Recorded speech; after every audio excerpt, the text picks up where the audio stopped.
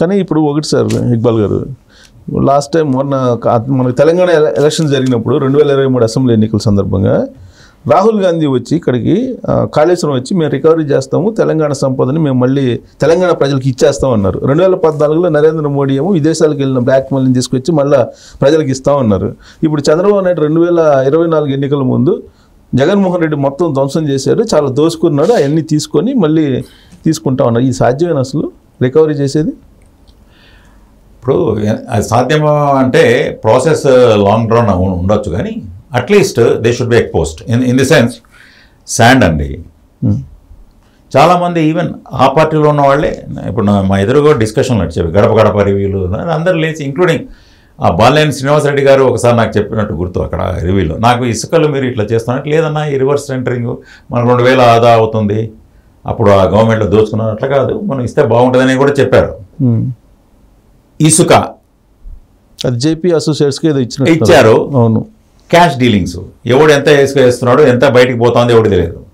Liquor 2024లో నేను 5 star హోటల్స్కే పరిమితం చేసి మద్యాన్ని, మిగతా వాళ్లకు మొత్తం మద్యపాన నిషేధం తెచ్చి చేయకపోతే నేను ఓట్లు అడగను.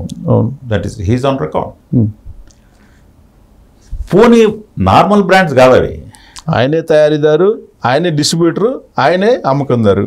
మళ్ళీ ప్రభుత్వ డిపోల్లో ప్రైవేట్ ఆపరేటర్స్ వీళ్ళ వాళ్ళు పెట్టి క్యాష్ ఎత్తుకుపోవడం, ఎంత పోయిందో ఎవరు తెలియదు.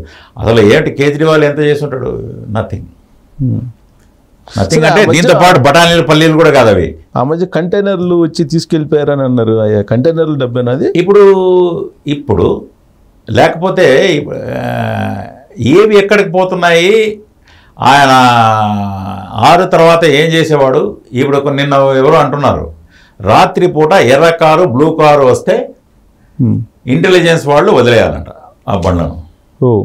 అది నాకు తెలుసు. నిన్న ఆయన, నాకు కూడా తెలుసు అది. నిన్న ఒక మన input editor of one channel was saying which is a fact. నేను ఇప్పుడు దాన్ని ఎండార్ చేస్తాను. రాత్రిపూట అదే సీక్రెట్గా దానికి ఈ అక్కడ ఉన్న భద్రతాధికారులు కూడా అడగడానికి లేదు. అది they pass through, they come back in the night.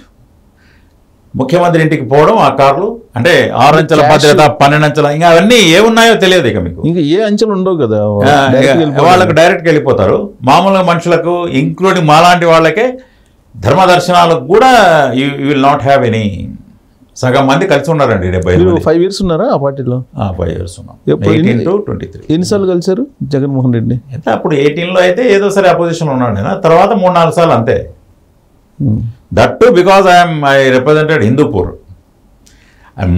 మామూలుగా ఎప్పుడు కలిసేదంటే జనాలు గ్రాఫ్ పడిపోతుంది, పడడం లేదు, ఇదిగో ఈ సర్వే నీకు మా పార్టీ ఇది, జగన్మోహన్ రెడ్డి గారి గ్రాఫ్ బాగుంది, మీ గ్రాఫ్ బాగలేదు, నువ్వు నీది పడిపోయింది, స్కీమ్స్లో నువ్వు విఫలమయ్యావు, మీ వాడు ఇట్లా. కానీ జగన్మోహన్ రెడ్డి ముఖ్యమంత్రి ఇది 60%, 70% ఉంటే నీది 30, 25 ఉన్నాయి, ఇట్లా చెప్తారు. అవును, జగన్మోహన్ రెడ్డి 80% ఉందని కదా వాళ్ళ లెక్క ఎప్పుడు 60-65 స్టాండర్డ్, అది స్టాండర్డ్.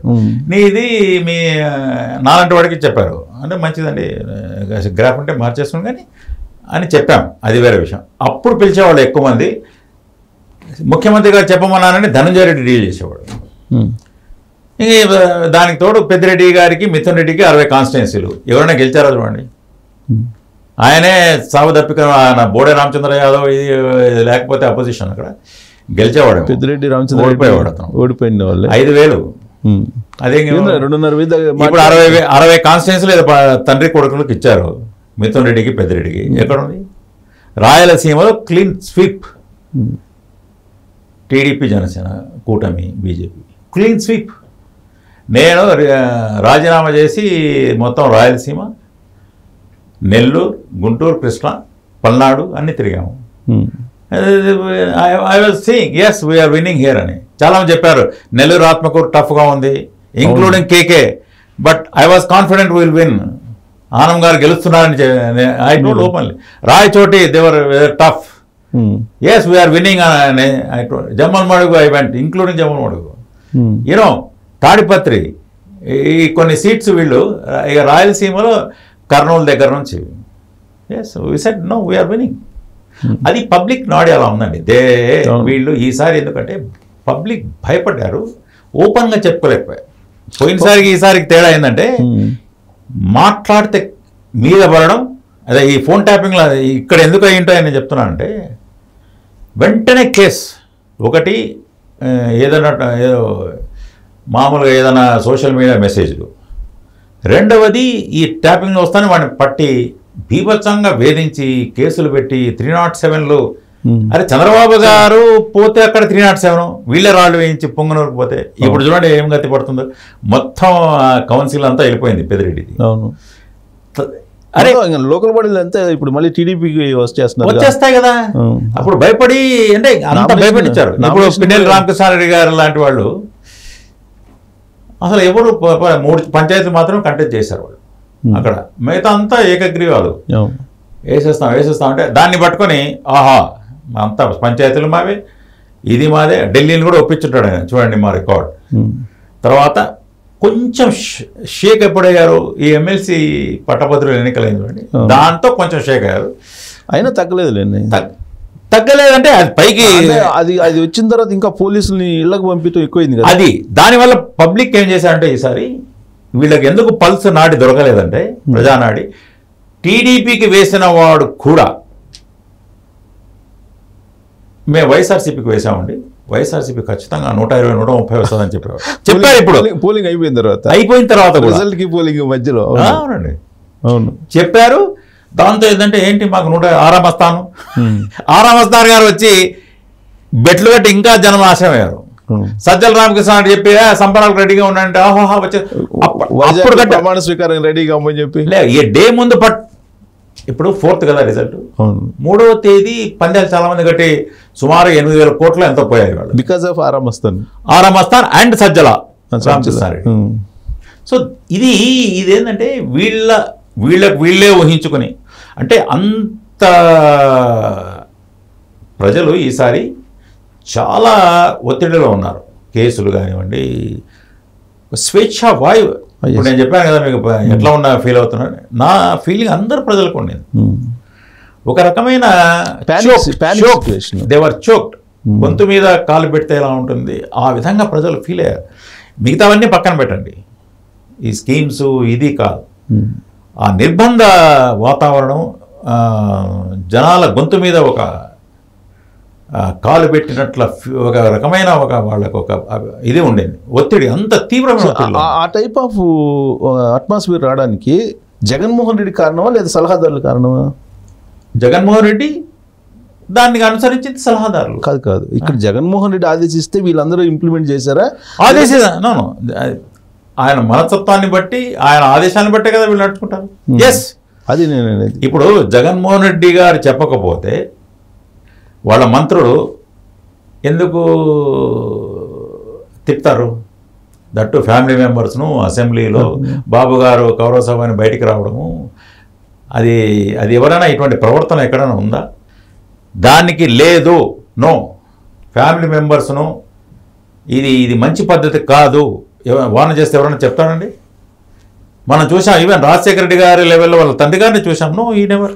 ఆయనే చెప్తాడు కదా, చంద్రబాబు నాయుడు లోకేష్ తిట్టండి అప్పుడే మీకు టికెట్ అని చెప్పి చాలా మంది చెప్పారని చెప్పి. అప్పుడు ఈయన మనస్తత్వం ఎలా ఉంటుందంటే, ఇప్పుడు ఆయన రేవంత్ రెడ్డి గారు ముఖ్యమంత్రి అయ్యారు, అయితే ఆయన ఎంపీగా ఉన్నాడు కాబట్టి ఈ హోస్టెడే ఒక డిన్నర్ ఇచ్చాడు ఢిల్లీలో. దానికి పోతే అందరిని పట్టి తిట్టాడు ఎంపీలను. టికెట్లు నీకు లేవన్నాడు ఆయన. మన వారి పేరేంటి, మచిలీపట్నం బాలశౌరి గారు, ఇలాంటి వాళ్ళని విపరీతమైన తిట్లు తిట్టారంట. వాళ్ళు చెప్పుకోవడం, నీకు టికెట్ లేదు, ఇది లేదు, డామ్ ఎట్లా డిన్నర్కి వెళ్ళేందుకు అందరికి టికెట్లు ఉన్నారు అంతే. ఎవడెవరు డిన్నర్కి వెళ్ళారో ఇంకా అంతే. మీ కొందరు మిథున్ రెడ్డి లాంటి వాళ్ళు వెళ్తే వాళ్ళకు ఇంకా వాళ్ళు స్పెషల్ కేటగిరీ కాబట్టి వాళ్లకు కొంచెం మినహాయింపులు, వీళ్ళకి లేదు. అంటే ఒక పక్క రాష్ట్ర ముఖ్యమంత్రిని ఇక్కడికి వచ్చి కేసీఆర్ గారు బెడ్ మీద ఉన్నారు, పలకరించాడు. ఓకే, వెరీ గుడ్, పెద్ద మనిషి, గతంలో ఆయన ఉన్నారు అని ఏదైనా మార్గదర్శిగా ఉన్నాడనో లేకపోతే వాటెవర్. 2019లో గెలవడానికి కారణం అదే. సరే, అదే చేశారు, మంచిదే, ఓకే. రేవంత్ రెడ్డి గారు ఇప్పుడు ప్రస్తుత ముఖ్యమంత్రి, ఎందుకు ఏమి మీ ఇబ్బంది ఏంది?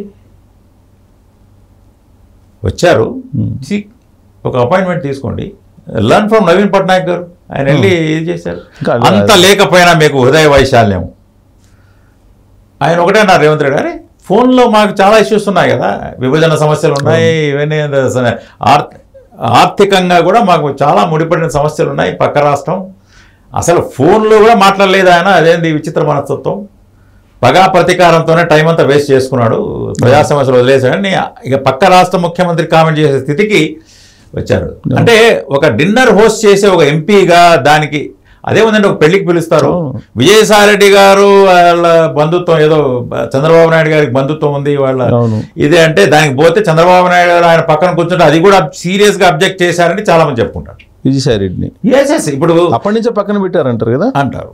ఇప్పుడు మీరు చూసింటారు సజ్జల రామకృష్ణారెడ్డి గారు ఈయన ధనంజయ రెడ్డికి ఇచ్చిన విలువ విజయసాయిరెడ్డి గారికి ఇవ్వలేదనేది పార్టీలో నడిచిన ఇప్పటికే ఉంది. అది ఇప్పుడు కూడా ఏదో మళ్ళీ బీజేపీ టచ్ లో నడుస్తుంది కదా ఇప్పుడు. ఇప్పుడు మంచి మంచి వాళ్ళు వేమిరెడ్డి ప్రభాకర్ రెడ్డి గారు, బాలశౌరి గారు, ఈయన వదులుకున్నాడు. వాళ్ళు ఓపెన్గా చెప్పారు, మేము ఆశించలేదు, నీ గ్రాఫ్ పడిపోయింది లేకపోతే ఆయన తెలియకుండా ఒక మంచి వేమిరెడ్డి గారు, ప్రభాకర్ రెడ్డి గారు లాంటి వ్యక్తి క్యాండిడేట్ మార్చేప్పుడు నన్ను పిలవండి, నేను వస్తాను వాళ్ళని అంటే ఇది కాదు. సో అందరూ ఒక్కొక్కరు ఈయన అదృష్టం ఏంటంటే 2014లో ఈయన ముఖ్యమంత్రి కాలేదు, అంటే 19కి ఇప్పటి నుంచి ఫినిష్ అయిపోయాడు. అప్పుడు అదృష్టం కాదు, ఆంధ్రప్రదేశ్ అదృష్టం లేలే. ఆంధ్రప్రదేశ్ మళ్ళీ 1924 మనం కోల్పోయాం కదా, అది ఇదే అంటే ఇది కంటిన్యూ ఇది నడిచేది. ఇప్పుడు ఈ పార్టీ ఇక నాకైతే లేదా ఇక దిస్ పార్టీ ఇస్ డెడ్. ఎందుకంటే మొన్న ఈ పాత కేసులతో పాటు ఆయన బెయిల్ ఉన్నారు కదా ఆల్రెడీ, కొత్తవి ఇక ఏది మీరు ఎక్కువ ఆధారం కూడా అక్కర్లేదని, ఇంక్లూడింగ్ బైజూస్ లాంటి దాంట్లో నాదెళ్ల మనోహర్ గారు అన్నారు, మీకు గుర్తుంది, 5,000 పైన ఉన్నాయి, చాలా ఓపెన్ చేస్తే మీరు ఇప్పుడు ఇక ఈడీకి ఓపెన్ చేస్తే కేసు. ఇప్పుడు ఆల్రెడీ వాసుదేవరెడ్డి ఇంట్లో 60 కేజీల బంగారం ఏదో తెలియదు, ఆయన ఏదో అప్రూవ్ గా వాళ్ళు రైల్వే సర్వీస్ ఆఫీసర్స్ అండి, ఫైనాన్స్ లో కూడా రైల్వే సర్వీస్ ఆఫీస్కు బెవరేజెస్ కార్పొరేషన్ ఏం సంబంధం అండి? ఏమైనా స్పెషలిస్ట్ ఆయన? ఇప్పుడు రైల్వే సర్వీస్ వాళ్ళు ఏదో వేగంలో గీగాలంటే ఓకే, పోనీ బెవరేజెస్ వాళ్ళ కార్పొరేషన్కి అతని హెడ్ ఏంటిది, దానికి క్యాష్ ట్రాన్సాక్షన్స్. నేను అడుగుతున్నా ఇప్పుడు IAS officers, IPS officers, why have you not ఇంత క్యాష్ ట్రాన్సాక్షన్స్? ఇది తప్పు. ఎలక్షన్ రిజల్ట్స్ రావడానికి ముందు వచ్చిన తర్వాతను ఈ మధ్యలో ఈ డిజిటల్ ట్రాన్సాక్షన్స్ ఇప్పుడు పెట్టండి అన్నారు 10 to 5. అవును, గుర్తుంది. అంతకుముందు నో డిజిటల్, అసలు డిజిటల్ ఒప్పుకోలేదుగా, ఒట్టి క్యాష్. అవును. మరి ఎందుకు మీరు వీళ్ళు మంత్రి దగ్గర నుంచి, మంత్రి రెస్పాన్సిబుల్, అధికారులు responsible, of course not even not only Vasudev Reddy, there all అందరూ. మైన్స్ కూడా మైన్స్ అసలు ఫైల్ మొత్తం మాయం చేశారు అంటున్నారు. రాయల్టీ ఎవరో అమిగోస్ సంస్థ నేనే చెప్తాను, అనంతపూర్లో అమిగోస్ అనేది ఒకటి, వీళ్ళకి సంబంధించిన వాళ్ళు. ఏదో ఆడొస్తుంది, రాయల్టీ వసూలు చేసుకోండి, ఎవడికి పడితే వాడికి ఇదిగో మైన్స్ ఇచ్చేయడం. ఈ వీళ్ళు ప్రాస కోసం కాదు కానీ ల్యాండ్ సాండ్ వైన్ మైన్ అని అన్ని దానిలో టచ్ చేస్తే మీకు సాక్ష్యాలు ఇంకా మళ్ళీ లోతుగా తవ్వాల్సిన అవసరం కూడా లేదు.